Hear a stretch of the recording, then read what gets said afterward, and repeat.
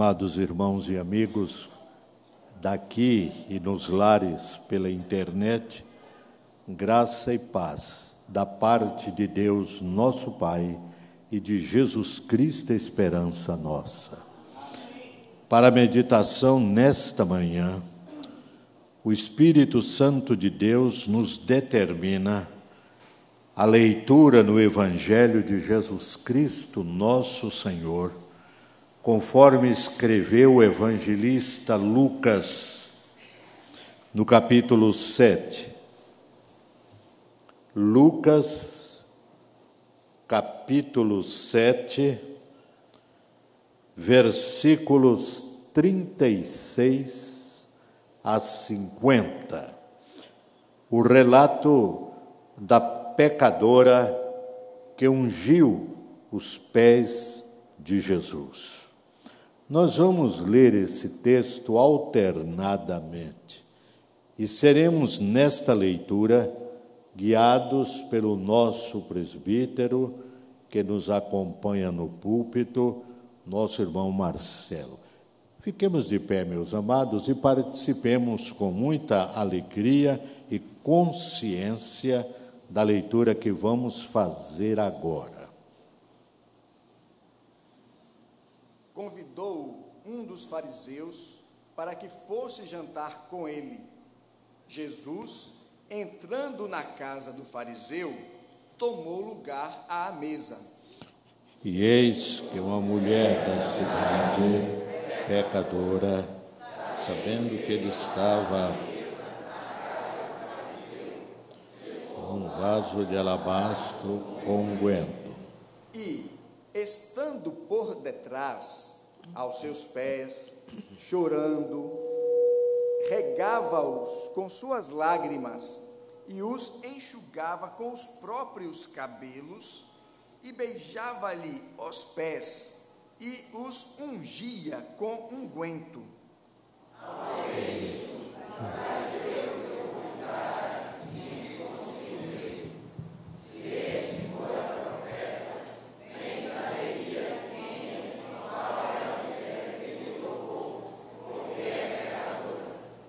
Dirigiu-se Jesus ao fariseu e lhe disse: Simão, uma coisa tenho a dizer-te. Ele respondeu: Dize-a, mestre.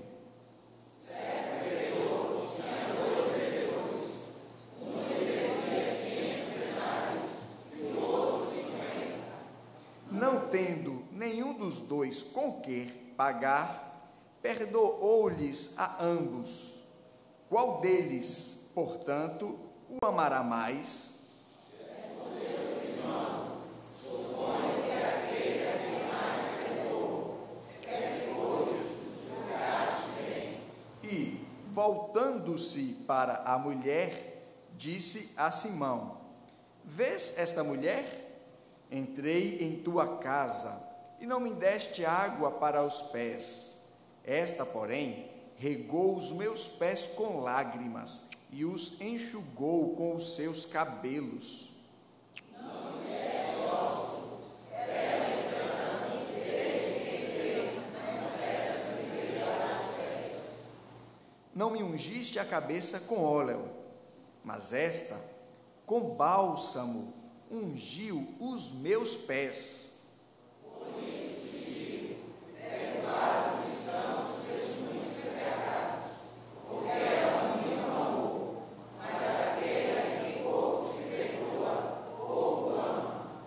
Então disse à mulher: Perdoados são os teus pecados.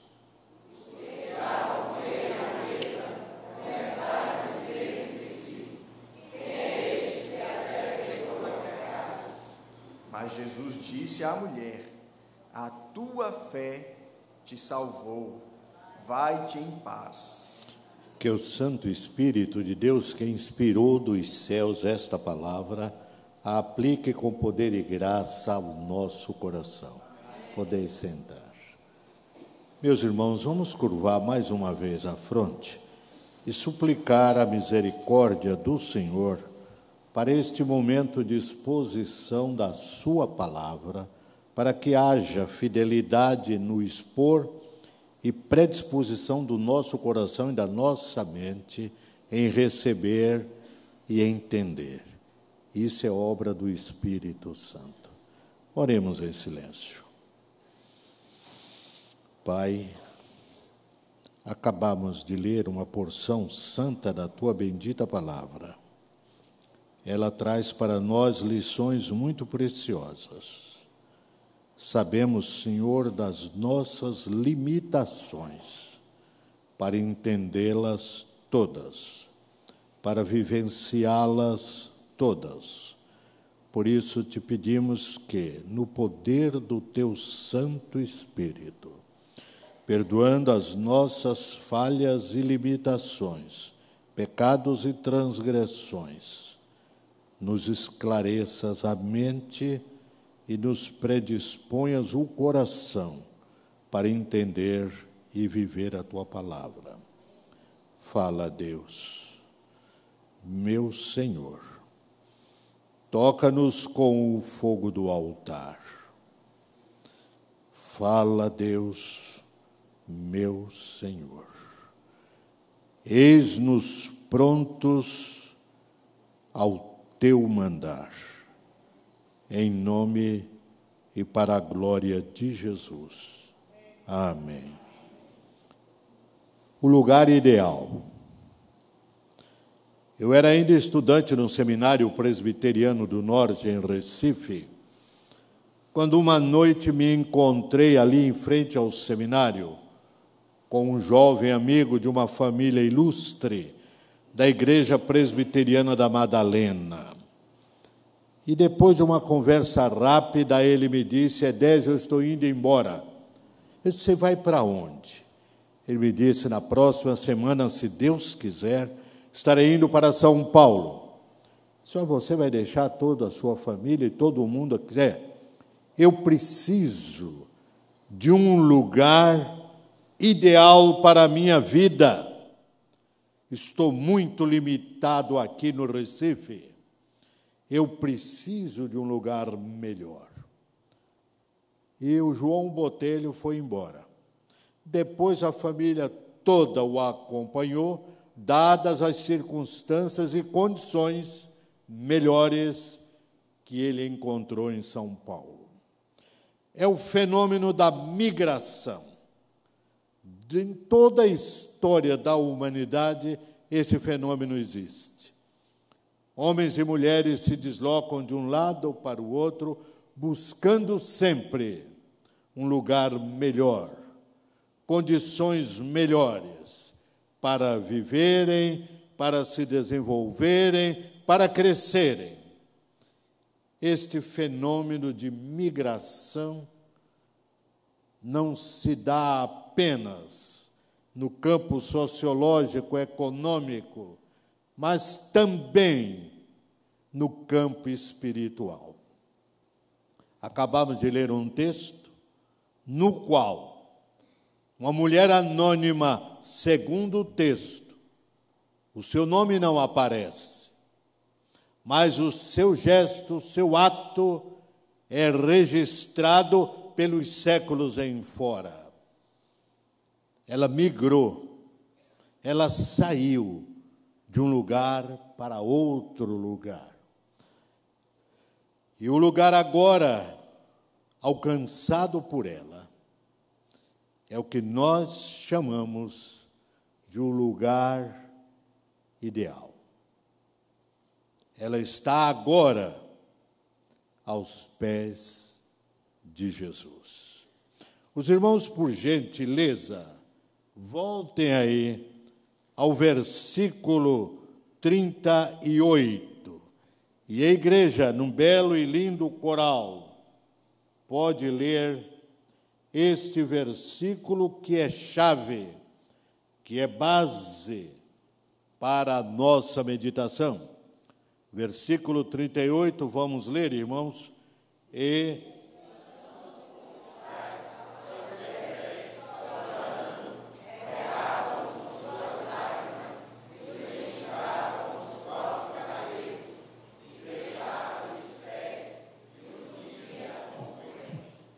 verso 38 começa com um complemento adverbial de lugar onde. E estando por detrás, onde? Aos seus pés. De acordo com a vida na época de Jesus, assentar-se à mesa não era como hoje nós. Nos assentamos à mesa e os nossos pés ficam embaixo da mesa. Naquela época, não. Não eram as cadeiras como as nossas hoje. Era uma espécie de divã, no qual o convidado, o participante da mesa, como que se quase deitava e se apoiava com um braço para servir-se com o outro. Não devia ser coisa muito cômoda. Os pés ficavam um pouco fora do divã, sem as sandálias, razão pela qual aquela mulher anônima teve facilidade de, por detrás do divã, chegar aos pés de Jesus. No domingo à noite passado, o coral feminino cantou um hino cujo estribilho é este: o melhor lugar do mundo é aos pés de Jesus. E aqui está, meus irmãos, o tema central desta meditação, o lugar ideal. O melhor lugar do mundo é aos pés de Jesus. E na riqueza admirável do texto lido, nós vamos descobrir as razões pelas quais estar aos pés de Jesus é estar no melhor lugar do mundo. Primeira razão, porque é lugar de segurança. Estar aos pés de Jesus é estar no melhor lugar do mundo, porque está no lugar de segurança. De acordo com a situação social da época, ninguém poderia adentrar uma casa de família, mormente numa hora de banquete como aquela, sem ser convidado, e muito menos uma mulher nas condições sociais daquela mulher. Diz o texto sagrado, era uma pecadora. E este adjetivo era aplicado sempre às prostitutas. Esta mulher não tinha vez, não tinha direito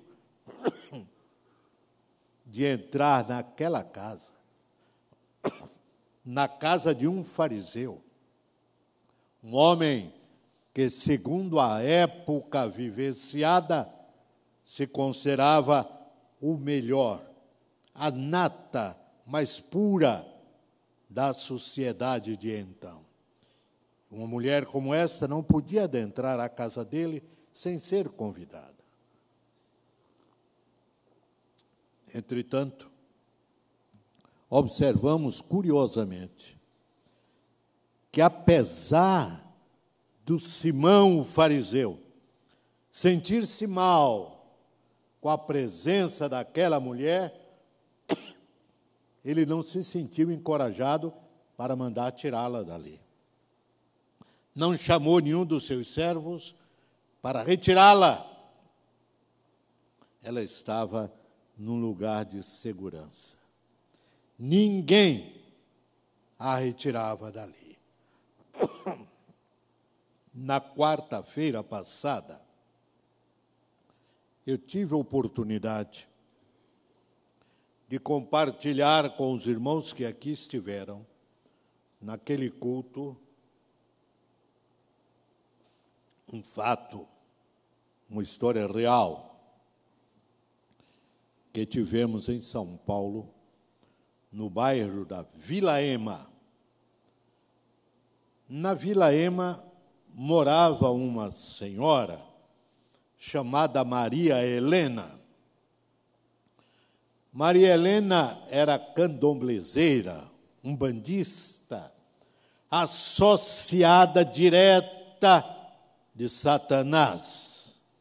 E esta associação lhe dava o poder do inferno sobre as pessoas que a rodeavam, e de tal maneira que ela era muito temida. E ocorreu que, numa certa ocasião, Maria Helena começou a pegar as galinhas das duas vizinhas, uma de um lado e outra do outro, para comê-las e usá-las nos seus trabalhos infernais. Aquelas donas criadoras das galinhas reclamaram com ela, não deu certo. Ela continuou roubando as aves. E as duas senhoras se uniram e foram à delegacia registrar uma queixa contra Maria Helena. Ao receber a convocação do delegado, a intimação, ela foi e, sabendo quem a havia denunciado, voltou indignada, bateu os tambores, chamou o seu chefe e pediu-lhe que atingisse aquelas duas vizinhas. Não precisava matá-las, mas adoecê-las grave e profundamente. E ele disse, tudo bem. E dali a pouco tempo, a vizinha da esquerda adoeceu, mas adoeceu tremendamente, quase morrendo. A luta da família foi muito grande, porque aquele problema não era um problema físico apenas, era um problema de ordem espiritual, da maldade do príncipe das trevas. Mas a vizinha da direita não sofreu nada. E a Maria Helena ficou indignada com isso. E novamente bate os tambores, chama o seu chefe e sócio e reclama com ele. Ele diz, por que razão nada aconteceu com esta vizinha da direita que também deu queixa de mim? E o chefe lhe respondeu, nós, observa o plural, quer dizer, você e eu, nós nada podemos fazer contra aquela mulher. E Maria Helena se surpreende e pergunta, por que não? E o seu chefe lhe responde, aquela mulher tem a proteção do grande e nós não podemos fazer nada com ela. E Maria Helena se irrita e lhe pergunta, quem é o grande? E ele apenas responde, o grande é o grande, e nada mais. E Maria Helena lhe pergunta, eu tenho servido todos esses anos, imaginando que você seja o grande.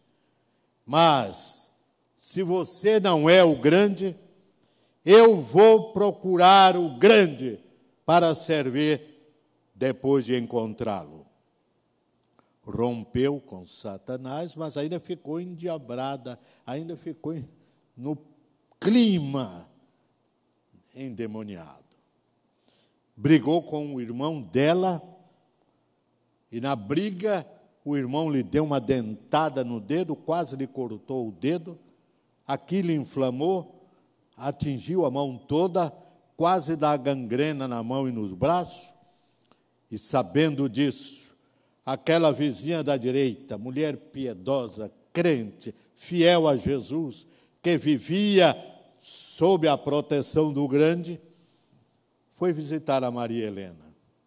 Ele disse, Maria Helena, em nossa igreja, o nosso pastor ora pelas pessoas enfermas e Jesus as cura. Você não gostaria de ir lá? Eu levo você a um culto da nossa igreja e o pastor pode orar por você. E a Maria Helena foi. E para fazer curta uma longa e bela história, a Maria Helena se converteu e se tornou auxiliar do pastor nos trabalhos de evangelização nos bairros que ele fazia. Estar aos pés de Jesus é estar no melhor lugar do mundo, porque está no lugar de segurança. Aí nós temos a proteção do grande. Aí nós temos a proteção do Deus Todo-Poderoso em quaisquer circunstâncias da nossa vida. Esta mulher era inconveniente para o anfitrião, mas ele mesmo, dono da casa, incomodado com a presença dela, não teve condições de retirá-la dali. Ninguém podia retirá-la dali. Ela estava num lugar de segurança. Mas, meus irmãos, há uma outra razão pela qual estar aos pés de Jesus é estar no melhor lugar do mundo, porque está num lugar de transformação para melhor. É estar num lugar de elevação espiritual, moral, intelectual e tudo mais que os senhores possam imaginar em termos de grandeza, de elevação, porque Jesus engrandece e eleva aqueles que o buscam e que se colocam aos seus pés. Ela entra ali na condição de pecadora, um montão de ruína moral, mas é transformada pela misericórdia que perdoa, que engrandece e que salva. É lugar de transformação. Os senhores leram no domingo passado aquele encarte nosso no boletim, informativo do jubileu. Entre os judeus da antiguidade, pela lei de Moisés, de 50 em 50 anos, fazia-se uma grande festa em todo Israel, e cada pessoa e cada família fazia a sua festa, libertava os seus escravos, devolvia as terras a quem as comprara. Era o ano do jubileu. Um ano de muita significação, de 50 em 50 anos. Pela graça de Deus. E os irmãos sabem que graça é favor não merecido. Isso é graça. Favor que nós não merecemos. Pela graça de Deus, no dia 22 de janeiro, o próximo, se Deus quiser, estarei comemorando 50 anos de minha ordenação pastoral, ocorrida no dia 22 de janeiro de 1963, na cidade de Canavieiras, na igreja presbiteriana daquela cidade, pelo presbitério de Itabuna. E está no meu coração um sentimento colocado pelo Espírito de Deus de apresentar ao Senhor um expressivo culto de gratidão. Porque tudo que eu sou, tudo que tenho sido, vem de Deus através desta ordenação. Deus tem feito muito por mim, tem feito muito através de mim, e tem feito muito apesar de mim. E diante desta realidade, eu pretendo dizer a Deus o quanto lhe sou grato, porque eu poderia ser qualquer outra coisa hoje, desde um gari a um advogado, mas Deus quis que eu fosse outra coisa, que eu fosse um pregador da sua palavra. Foi isso que Ele determinou para mim. E na sua soberania, Ele me tomou pela mão. Naquela expressão do Salmo 113, onde está escrito que Deus ergue do pó e do monturo o desvalido, o pobre, o insignificante, para fazê-lo assentar-se entre os príncipes do seu povo. E Deus fez assim comigo.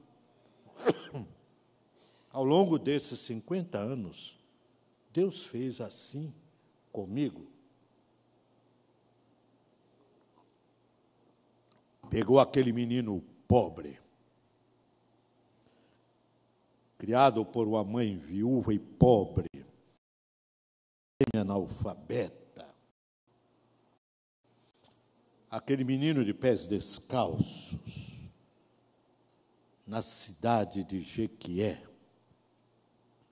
pegou aquele menino inexpressivo, de uma família também inexpressiva, e o engrandeceu, e o elevou, porque está escrito: o Senhor, na sua graça, no favor não merecido, ergue do pó o desvalido, do monturo, para fazê-lo assentar-se entre os príncipes do seu povo. Foi assim que em 1986, em julho, o Senhor me fez ser eleito presidente do Supremo Concílio da Igreja Presbiteriana do Brasil. E a partir dali, me fez assentar-me entre os príncipes do meu povo, no Brasil e no exterior, tendo sido, inclusive, convidado para pregar na Igreja Presbiteriana de St. Louis, lá nos Estados Unidos. 3 cultos de manhã. Presbítero Marcelo, espero em Deus o dia em que a Igreja Presbiteriana da Bahia tenha também ao menos 2 cultos pela manhã, em horários diferenciados. E me fez assentar entre os príncipes da Igreja Evangélica Presbiteriana dos Estados Unidos naquela ocasião. Em outra ocasião me levou ao Seminário Reformado Jackson para fazer umas conferências àqueles seminaristas norte-americanos, fazendo-me assentar entre os príncipes da educação teológica dos Estados Unidos. Mas, não apenas aí, mas em outras áreas, as mais fundamentais, as mais objetivas do meu ministério, que é a pregação do Evangelho, Ele me honrou e engrandeceu este ministério que, por sua graça, me foi confiado. Há poucos dias, num sepultamento aqui, o reverendo Josafá Vasconcelos me encontrou e lhe disse: reverendo Edésio, eu estou lhe trazendo um abraço lá de Goiânia, de um presbítero, e disse o nome do presbítero. O senhor se lembra dele? Eu disse: reverendo Josafá, eu não me lembro de conhecer esse presbítero. mas ele conhece o senhor muito bem. E mais, pediu que eu lhe dissesse que ele hoje é um presbítero daquela igreja, crente salvo, porque se converteu numa pregação do Senhor na primeira igreja presbiteriana de Governador Valadares. E foi ali, disse ele, que Deus usou o Senhor para levá-lo a Cristo. E hoje ele é um presbítero que lhe tem muita estima e lhe manda um abraço especial. Nesta área, o Senhor, na sua graça e misericórdia, apesar de mim, me tem distinguido de uma maneira extraordinária. Novembro de 1963, fui fazer uma série de conferências evangelísticas na Igreja Presbiteriana de Pedra Azul, norte de Minas. E antes, na fase de preparação, eu havia pedido ao pastor da igreja, o grande cantor sacro, reverendo Oswaldo Lá, que fizesse uma mobilização da igreja toda, imprimisse folhetos de convite e não deixasse uma casa de Pedra Azul sem receber o convite. E o reverendo Oswaldo Lá mobilizou a igreja e foram a todas as ruas, de casa em casa. Foram até ao prostíbulo. E naquele prostíbulo distribuíram os convites. Chegamos lá, primeira noite de trabalho. Entregamos pela graça do Espírito Santo de Deus a mensagem. E fizemos um apelo àquelas pessoas cujo coração tivesse sido tocado pelo Espírito Santo de Deus e que estavam agora, por um ato de fé, aceitando a Jesus como seu Salvador pessoal, que erguesse a sua mão para que nós orássemos por elas. E foram muitas. Depois, para orar por elas, eu as convidei que viessem à frente. E observei que entre aquelas pessoas que vinham, estava vindo uma jovem, de semblante bonito, mas triste, chorando. E aquilo marcou a minha observação. Orei por todos eles, despedi-os e foram embora no final do culto. Na segunda noite, aquela moça que viera chorando voltou ao culto. Terminado o culto, ela se assentou no último banco, esperando que todos fossem embora para ela falar com o pastor da igreja. E quando não havia mais pessoas, a não ser nós, o pastor da igreja, a esposa dele, eu, aquela moça se aproximou, ainda chorando. Sabia o nome do pastor e disse-lhe: Pastor Oswaldo, eu preciso da sua ajuda. Ele, não a conhecendo, perguntou: como é o teu nome? Ela lhe disse: eu me chamo Lúcia Malsá. E o senhor me alcançou com aquele folheto lá no prostíbulo. Eu moro lá. Eu trabalho lá. Mas não posso continuar mais lá. Ontem à noite, eu me entreguei a Jesus. Não posso mais continuar lá. E preciso da sua ajuda. Oswaldo Lá chamou a esposa e combinaram ali mesmo, para amanhã de manhã, e buscá-la, para ela passar a morar em casa deles. E no dia seguinte, por volta das 10 horas da manhã, peguei o Jeep, foi o meu primeiro carro como pastor em Vitória da Conquista. Diga-se de passagem, eu era pastor em Vitória da Conquista. Meu primeiro carro foi um Jeep. E era o único carro que havia naquele momento na igreja em Pedra Azul. Aí nós fomos, eu, Oswaldo Lar e a dona Dora, sua esposa. Foi uma coisa curiosa, quando nós estacionamos o carro em frente àquela casa bem conhecida de toda a rua, porque ali trabalhavam as meninas. E eles viram, saíam à janela, observavam e viram sair daquele jipe 2 homens, uma senhora, e entrarem naquela casa.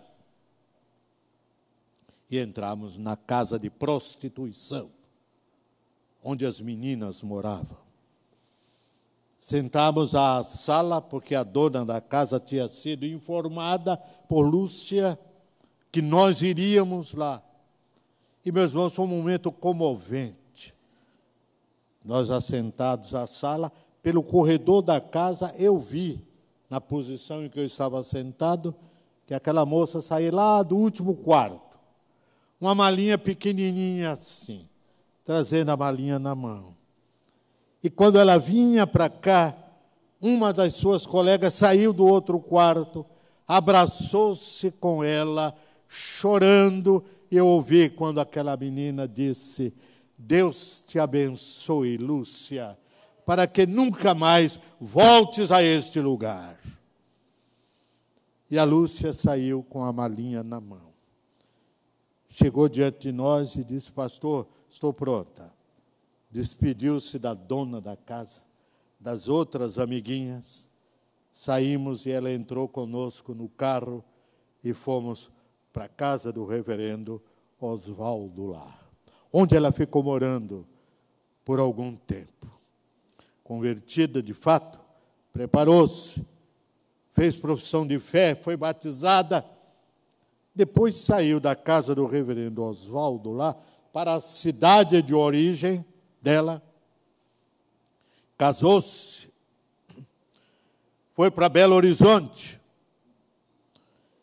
E um dia, numa reunião da comissão executiva do Supremo Conselho, como presidente do sínodo, eu estava presente. E o pastor da 5ª Igreja Presbiteriana de Belo Horizonte me procurou e disse: reverendo Edésio, eu lhe trago um abraço de uma pessoa que lhe quer muito bem. É a presidente da SAF da minha igreja. Eu disse: mas reverendo, eu não conheço a presidente da SAF de sua igreja. Ele disse: o senhor conhece sim. Ela se chama Lúcia Malsá. O Senhor toma do pó e do monturo o desvalido, e o engrandece, e o eleva, e o faz assentar-se entre os príncipes do seu povo. Mas não ficou nisso.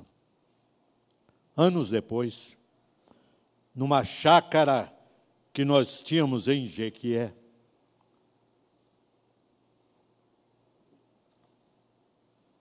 a Federação do Trabalho Feminino de nosso presbitério fez um encontro muito especial. E uma senhora de Vitória da Conquista, que estivera numa reunião da Confederação Nacional do Trabalho Feminino em Brasília, me procurou e disse: reverendo Edésio, eu lhe trago um abraço. A mesma história.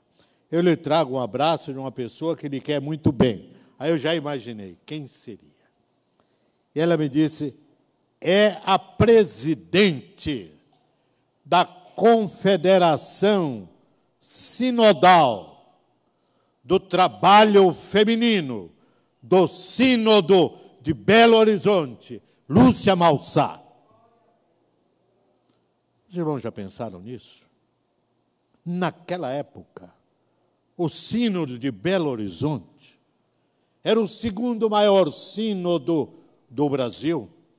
O primeiro era o de São Paulo, depois era o sínodo de Belo Horizonte. O trabalho das mulheres, a confederação sinodal do segundo maior sínodo da Igreja Presbiteriana do Brasil, presidida por Lúcia Malsar. Meus irmãos, esse é um marco no meu ministério. Isto é um marco na minha vida pastoral, um marco na vida de pregador do Evangelho de Jesus. E não é somente este. Há muitos outros semelhantes, que não vou referi-los agora, pela falta de tempo, que fazem do meu ministério uma dádiva superlativa de Deus na vida daquele pobre, desvalido menino a quem ele tomou do monturo e do pó e o ergueu e o fez assentar-se entre os príncipes do seu povo. E é por isso, também, especialmente por isso, que no dia 22 de janeiro, se Jesus não voltar antes, não arrebatar antes a sua igreja, nós aqui estaremos, com o favor de Deus, para tributar-lhe o mais expressivo culto de gratidão a Ele. Como diz o poeta, o que Ele fez por mim, a todos farei saber. Esse é o propósito do nosso coração. O que Ele fez por mim, através de mim e apesar de mim, a todos farei saber. Mas, para finalizar, esta mulher está no melhor lugar do mundo, por ser lugar de segurança, por ser lugar de transformação, por ser lugar de consolo e de salvação. Jesus a consolou ali. Jesus salvou-a ali. Vai-te em paz. Perdoados são os teus pecados. E não eram só pecados. O próprio Jesus os caracterizou como muitos pecados. Perdoados são os teus pecados. Vai-te em paz. A tua fé te salvou. O melhor lugar do mundo é aos pés de Jesus, porque é lugar de consolo e de salvação. Irmãos, houve no passado recente do Brasil um grande cantor popular, cujo nome certamente muitos aqui conhecem ainda hoje. O cantor Vicente Celestino, que era chamado a voz orgulho do Brasil. E nos tempos da minha mais mocidade do que hoje, eu ouvia muito pelo rádio Vicente Celestino. E numa das suas canções, ele me chamou tanto a atenção, que até com a permissão do Espírito Santo de Deus, eu uso aquele trecho da canção de Vicente Celestino para ilustrar esta verdade que agora vos apresento. Naquela canção ele diz o Cristo a Madalena, E, entre parênteses, alguns comentaristas acham que esta pecadora anônima era Maria Madalena. Diz o Cristo a Madalena, quando um dia aos pés lhe cai, ao que chora e se arrepende, mesmo quando o corpo vende, não nega o perdão, meu Pai. Sim, ao que chora e se arrepende, mesmo quando o corpo vende, não nega o perdão, meu Pai. Jesus é a maior expressão do amor do Pai, porque Deus amou o mundo de tal maneira que deu o seu Filho unigênito para que todo aquele que nele crê não pereça, mas tenha a vida eterna. Que Deus nos abençoe. Amém.